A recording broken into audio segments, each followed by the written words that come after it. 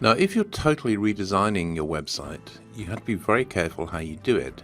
Essentially, the older each web page is, the more respect Google will have for that web page. So any web page that's older than a year has an SEO value associated with it.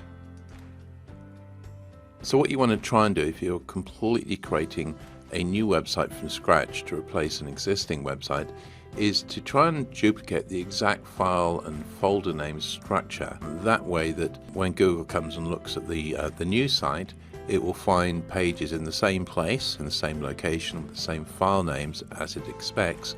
If you don't do that, if your redesign uses totally different file names, different file locations, different subdirectories, all the rest of it, then what happens is Google has a list of all the files in your old site, and it will keep coming back and try and re-index them before eventually giving up. But the point is that if you just simply replace the file names to something else, initially Google will regard all the files it can no longer find as broken links, and it won't necessarily realize that the file names have been changed. So try and sort of replicate the existing structure with the new structure.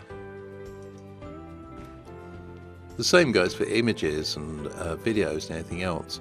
So as I say, try and use the same image names as well, because again, Google will have a record of all the images on your website, and if you just simply delete those and replace them with images with a totally different name, possibly in a different location, again, Google could regard this as a whole load of broken links, which is not good.